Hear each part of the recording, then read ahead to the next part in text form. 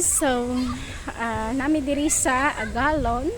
So, nagpa-fresh air ko dire, as in, napahunga ko sa akong gibati diri dyan. So, anyways, ako kong yen, nag-pampers siya. Actually, nakuan dyan yung pampers. Nawa na, natangtang na po na yung pampers. Tantangan na lang na may lab.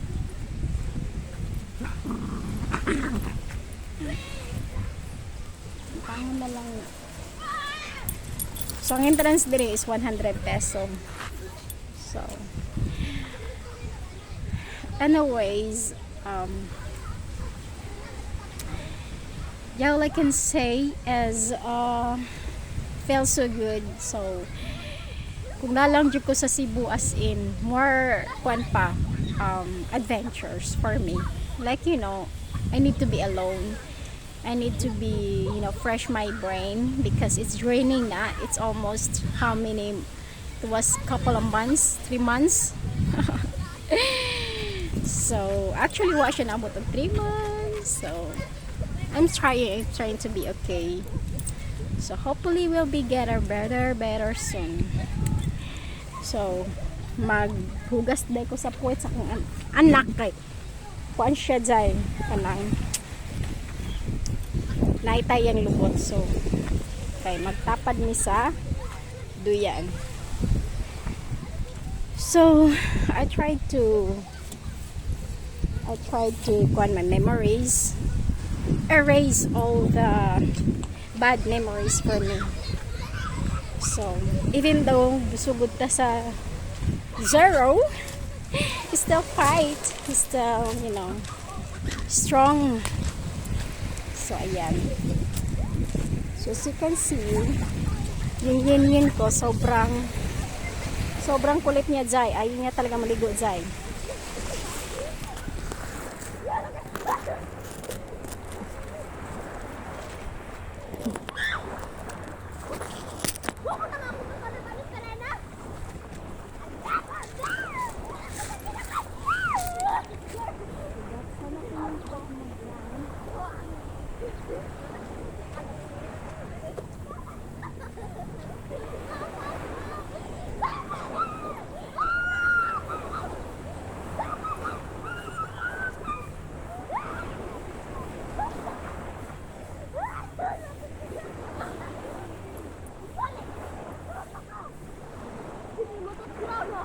Sabi ng aking ina, ako lang trabaho ko kayo na tanyan.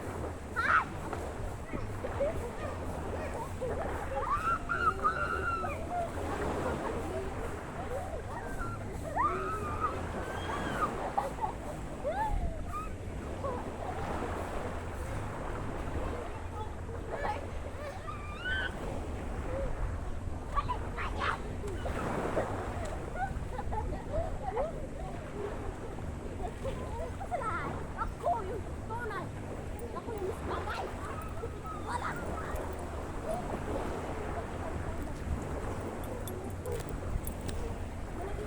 So ayan, hinugasan ko lang yung puwet ng anak ko kasi nga tumatay siya sa diaper pero hindi naman natuloy.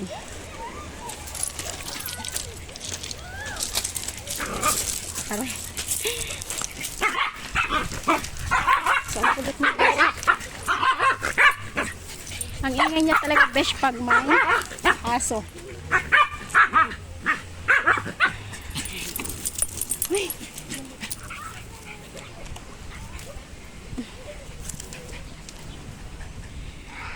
So, it's time to fresh. So, alam mo yung ang daming ganap. So, ang daming pangyayari sa buhay ko. As in, so, ngayon, gusto ko talagang manatiling strong. So, alam niyo na sobrang,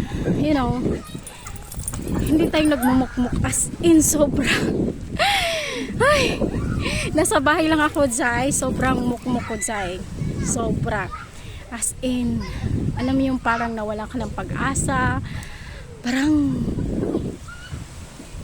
hindi mo maintindihan kumbaga lubog ka na talaga. So kaya ngayon naisipin ko talaga na bakit ko naman sayang yung buhay ko. na meron ako. Kumbaga, tanggapin ko kung anong meron. Alam mo yung iba yun, yung ano natin. Hoy! So, iba yung ano ko, appreciation ko ngayon. Ayan. Ayan. Iba yung appreciation ko ngayon. Sobrang iba. Yung gusto ko yung nakontento ako na yung anong meron ako ngayon. Umaga, sobrang tanggapin ko yung mga pagsubok na dumarating sa akin kasi alam kong kaya ko to. Tapos hindi naman ibibigay ito ni God na hindi mo kaya. Sobrang appreciate ko lang talaga na importante jud kaayo ba nga maningkamot ta, no? Dili ta magsalig, dili ta mapawa sa kalaom. So nara gihapon pa kanunay, no? Ang importante is even though na it's hard to think, but alam ni God yan kasi sobrang thankful ako kay God na unti-unti kong magtiwala ulit sa Kanya. Kasi dati parang nakalimot na ako magdasal, yung ganon. Tapos ngayon, sinubukan kong i-fight, sinubukan kong mahalin siya ng husto kaysa sa ibang tao.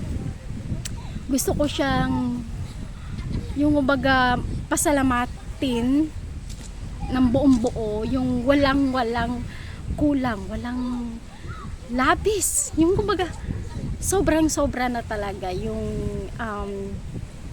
pagbibigay ng tiwala niya sa akin. Yung kumbaga, sabi ko, Lord,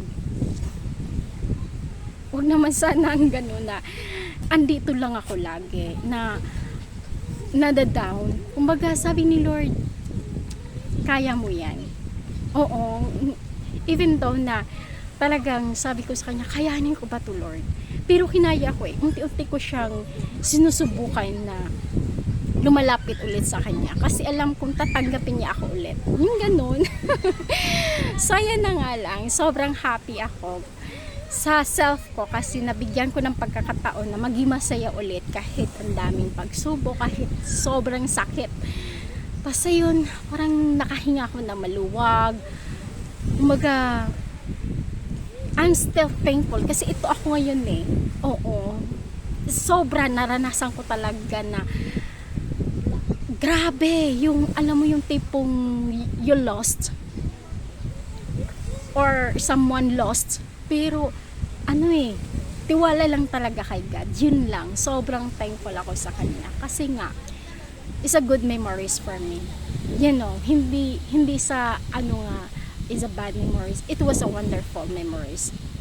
So inisip ko na lang talaga siya na andito si God sa self ko, andito si God sa puso ko kasi sobrang na-appreciate niya ako eh, sobra talagang alam mo yung sabihin niya sa Kanya, sabihin niya sa'yo na kaya mo yan, bangon ka, alam mo yung ganun. Sobrang thankful ako kay God kasi nga alam mo yung nadataon ko, alam mo yung buong araw nakahiga ka, negative lahat ng mga iniisip mo, tapos sabihin mo pa, Lord, kaya ko pa ba to? Talagang first time ko na mangyari yung lahat na, Lord, bakit ka ganito? Parang alam mo yung sometimes na hindi ka talaga makapagdasal eh. Sabihin mo na lang, tama na. Parang nakalimutan mo na yung sarili mo. As in, sobra nakalimutan ko talaga yung sarili ko. Sabi ko, Lord, bakit ganito? Sobrang nawalan ka ng pag-asa, kahit pagdasal man lang, hindi ka man lang makapagdasal. Kasi eto ka ngayon eh. Talagang sirang-sira na yung buhay mo. Yung parang ganun ang naisip mo. Parang wala ng pag-asa. Tapos, ayun lang, sabi ko, hindi ko man lang naisip na labanan mo to yan eh. As in, sobrang down ka talaga. Sobrang, alam mo yun, yung sa tingin mo talaga sa sarili mo na bakit ganito, Lord? Bakit ganito na lang lagi? How many months? 3 months, die! So, buti hindi umabot ng 3 months. Kasi mag March 8 yung monthsary heartache ko. So, anyways, so, 3rd monthsary for heartache. So, sobrang ano talaga ng buhay. Parang yung pagsubok na binigay ni Lord, andyan siya eh. Andyan siya na feel ko eh. Kasi sabi ko, Lord, sabi ko kay Lord na, Lord, andyan ka lagi. Di mo ako papabayaan. Ang dami nga naghihirap dyan. Ako pa kaya na ganito ako. May namakakain ako. Sa isang araw, 3 beses. Yung ganun. Minsan nga pag malala na yung problema mo dyan, talagang mahirapan kang lumunok na ang pagkain dyan. Sobra. Sabi ko, Lord, ba't ganito? Yung baga, iba talaga, Lord. Tas yung pag sinasabi, Lord, gigising ako bukas, ikaw pa rin ang iisipin ko. Talagang iba eh. Iba yung presence ni God pag siya na yung iniisip mo, pag siya na yung laging kinausap mo. Kasi iba talaga eh. Talagang sabi ko, Lord, mas makapangyarihan ka sa lahat. Hindi sa isang tao lang. Lahat na ibibigay mo. Ikaw yung magbibigay sa akin ng ganito, ganyan. Kasi alam kong hindi na may babalik yung mga dati, yung mga hang on. Tapos ayun, iba na talaga yung, alam mo yun, ako na to finally. So, iba talaga yung presence ni God. Pag siya na yung kasama mo, parang mawawala lahat ng problema. Sobra talaga. Sabi ko, Lord, ikaw na bahala. Talagang ubaya ko na lang sa Kanya. Kasi sabi ko, Lord, andyan ka naman eh. Tulungan mo naman ako. Kasi sabi ko, di ko kaya pag wala ka. Alam mo yung tiwala na talaga. Alam mo yung ganun. Kumbaga, iba talaga. Ang hirap niya talagang tanggapin sa yung problema. Ang hirap niya talagang tanggapin yung problema. Pero sabi ko, Lord, pinubaya ko na lang sa inyo. Ikaw na bahala. Kumbaga, I'm so thankful na kahit ano may pagsubok na dumarating sa akin. Kasi sabi ko, may rason, may kumbaga, may dahilan kung bakit nagkaganito. Sabi ko, Lord, alam kong hindi pa ito. Alam kong mas mahigit pa na darating sa akin na pagsubok. Pero sabi ko kay Lord, andyan ka lagi. Hindi ako mawala ng pag-asa. And then this is my 2nd or 3rd or 4th life na binibigay mo sa akin. Kasi alam mo yung iba yung feeling na makakasama mo talaga. Yung bang iba eh. Kasi dati talaga pag nawalan ako ng pag-asa, pag nawalan ako ng kumbaga sobrang ng problema, pagsubok na dumadating sa akin, si God yung tinatawag ko agad. Tapos ngayon parang iba eh, parang sobra, sabi ko sa sarili ko na hindi na nga ako makapagdasal kasi sabi ko kaya ko to eh, kaya ko to kahit wala si Lord, kasi kaya ko to eh, kasi kahit naman akong anong dasal ko, bakit binigay ni Lord sa akin to, alam kong wala makikinig eh, kasi bakit ganito, nasasaktan pa din ako. Kumbaga ganon yung minsan sa isip ko, bakit ganon Lord, na sobrang sakit na pero hindi pa rin eh. Nagdasal ako sa inyo na maging okay ako. Hindi ganun eh. Hindi ka ganun kadali. Sabi no, Lord, mapapatawad kita. Pinapatawad kita. Hindi mo lang pinapatawad mo yung sarili mo. Sabi ko, Lord, Oo nga, no? Talagang ang hirap kong patawarin yung sarili ko. Sabi ni Lord, patawarin mo muna sarili mo. Parang ganun. Tapos nung pinapatawad ko na yung self ko, parang sabi ko, Lord, andito ka na. Kasi sa sobrang ganda ko pa naman, oh. Thankful ako.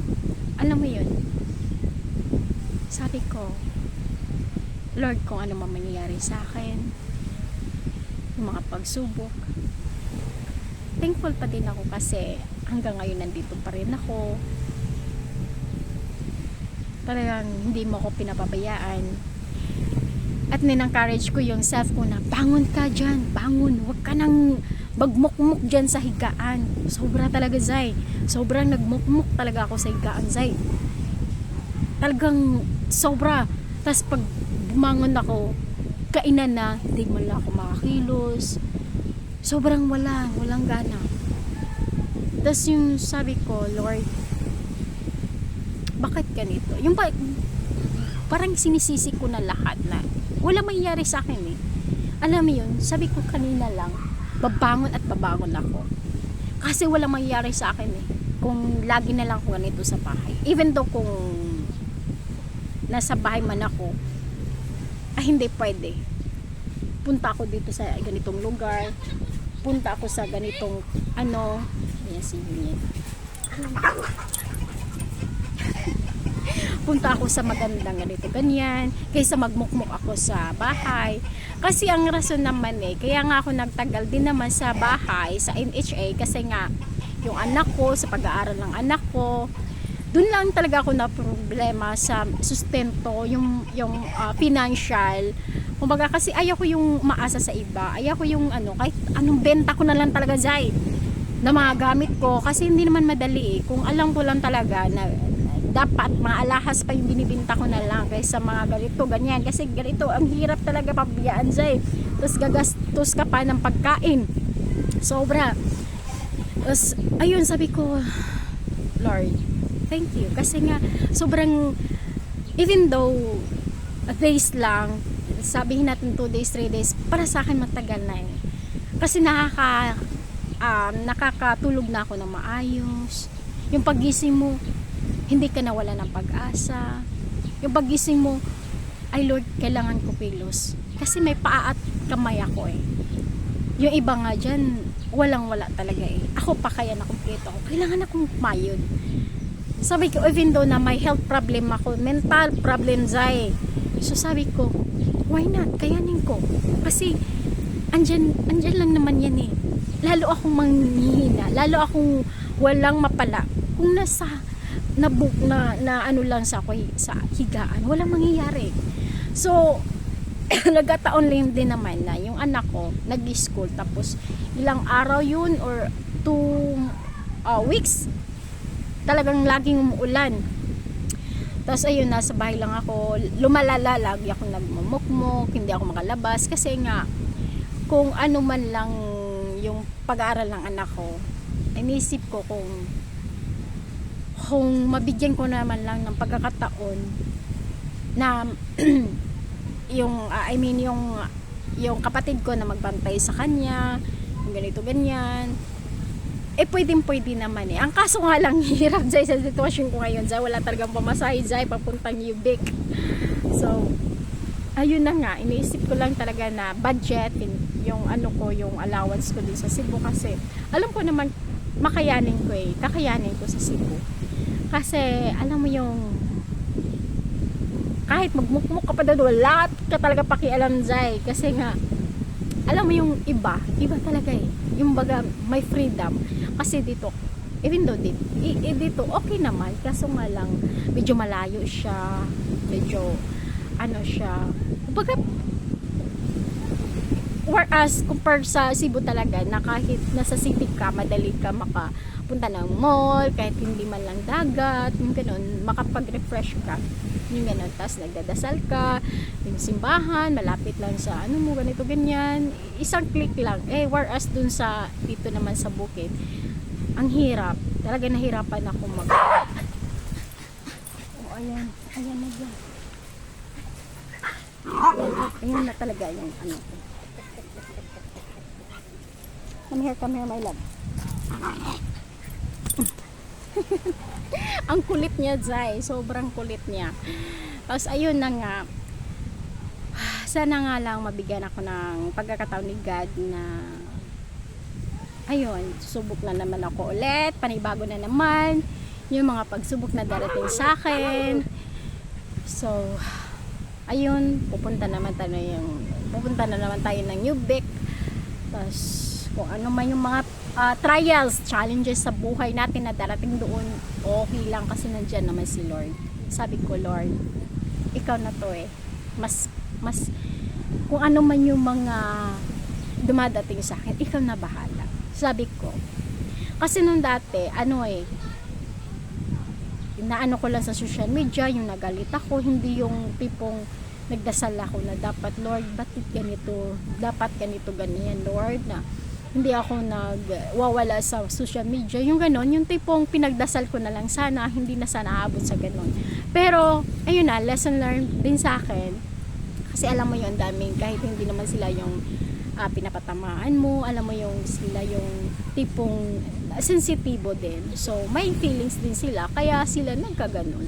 So, next time, I will not go on argue through social media kasi hindi naman natin, kahit hindi tayo nag-mention, may mga ibang tao na sensitibo pagdating naman sa pera, kaya ganun, iba yung ano ko, kasi during that time, at the other day, the next day, ayun, sumabog, wala na talaga Zay. Nawala na ako ng love life, ayun na nga. So yun, yan, isa din yun sa lesson learned natin na pahalagan din natin yung isang tao. At saka, iba na yung ngayon kaysa dati. So, yun lang. So, anyways, sobrang thankful ko kay God. Sobra talaga. So, ayun, nagdadasal ako dito. Ayan. Ayan yung therapy ko. Ayan yung the best therapy ko. Sobra. Nawawala siya.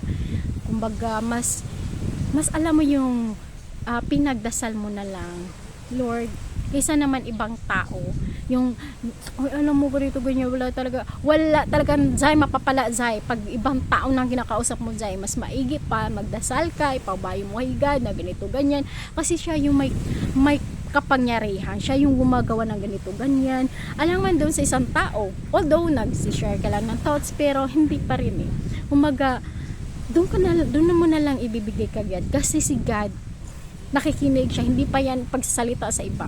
Yung iba kinakausap mo, I know na concerned sila, pero at the end baka nga ano ka pa nila, ganito ganyan, kasi ganito yung sitwasyon mo, alam na ni ano to, ganito ganyan, tapos di pa natin expect na yung mga nila, yung mga kamag-anak o ganito ganyan, baka kasi nga nagsasalita tungkol sila about sa iyo.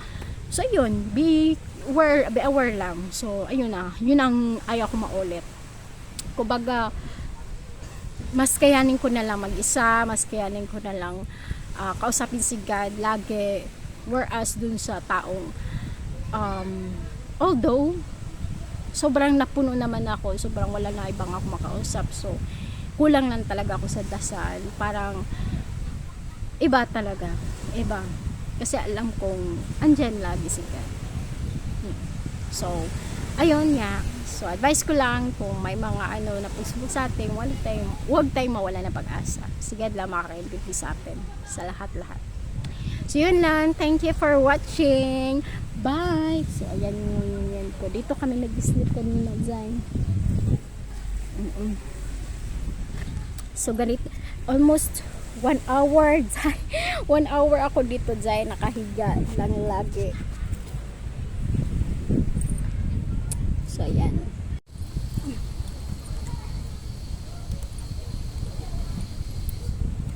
Wala pala. May lab, oh.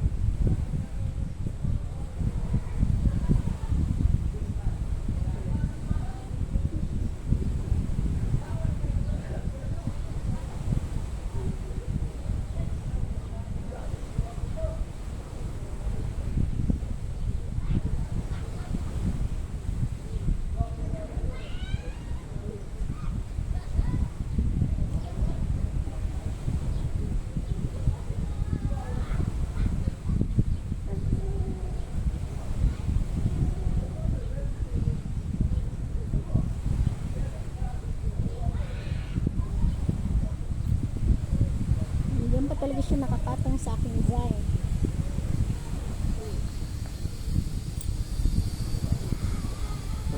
Ayaw, eh! Bagwa din. Okay? Wala.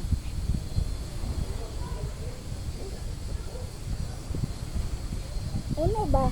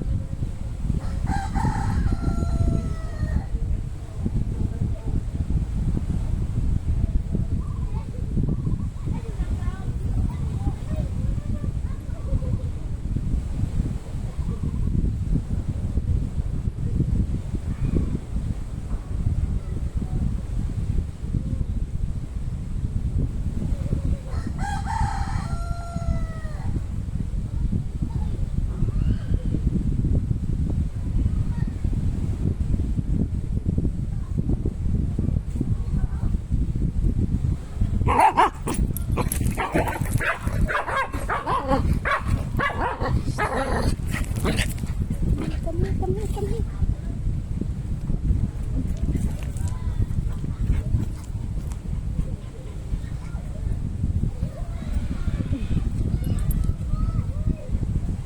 Kuya. Kuya ba?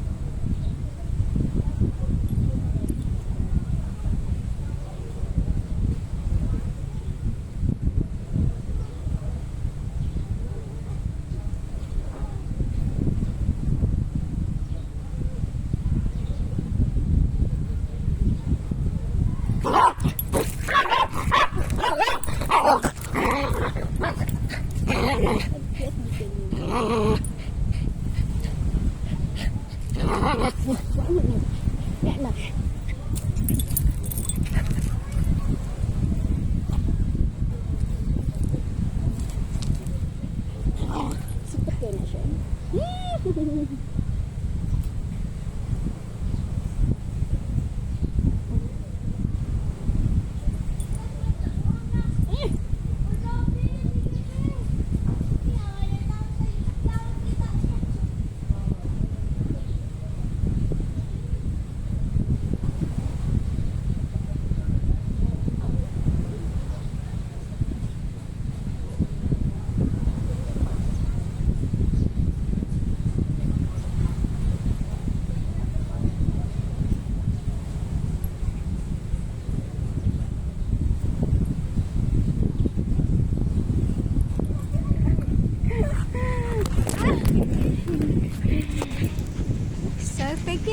watching. Bye!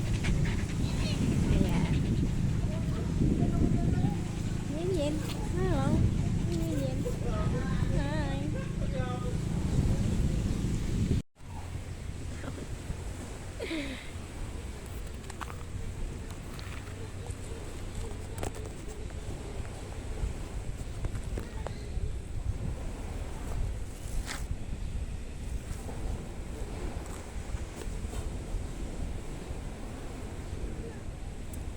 Thank you kayo, Lord. Thank you kayo. Thank you kayo so much, Lord. Sa mga recommendation mo, Lord. Thank you kayo.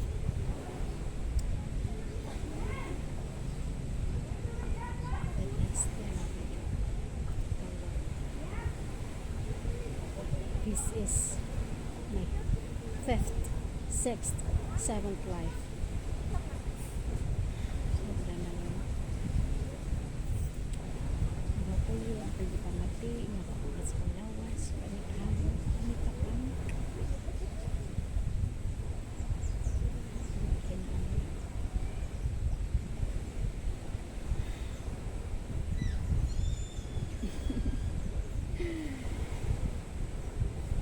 Sobra. Sobra.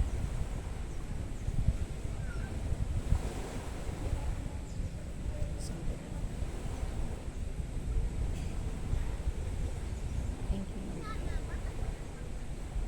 You give them the best. Sobra.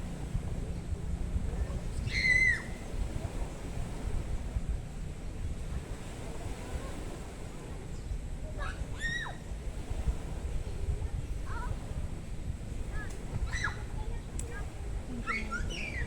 You've been such wonderful.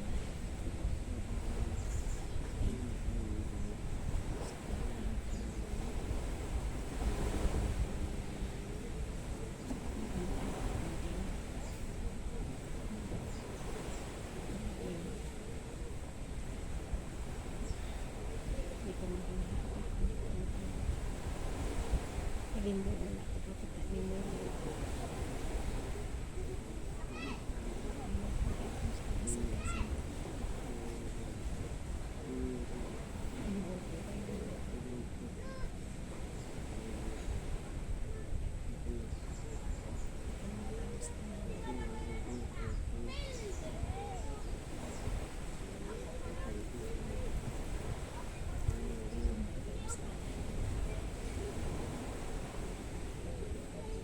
Mas magandang pasok ka na.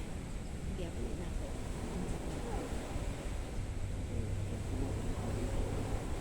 Pwede mo mag-release. Sobrang pinture na ako. Kasi hindi ko nang kasi. Bangon yan eh. Bangon. Kaya mo di ko nang sa ilan word.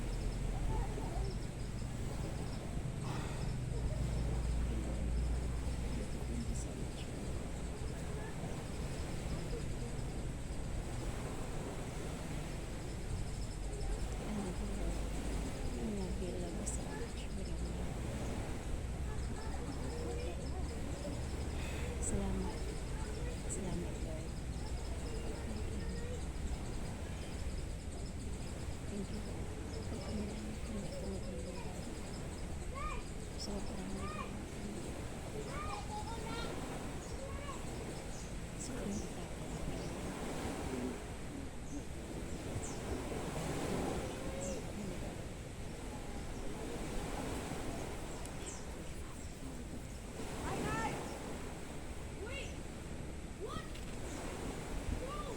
bye.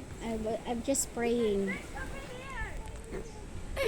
Nag-pray ko sobra. So I'm so thankful again to God na how is wonderful life it is. So thank you, Lord. Thank you so much, Lord, for a big opportunities, for these lessons, and for these challenges in our life and trials. Thank you, Lord God. You're amazing and you're powerful. Thank you, Lord. In Jesus' name. Amen. Bye.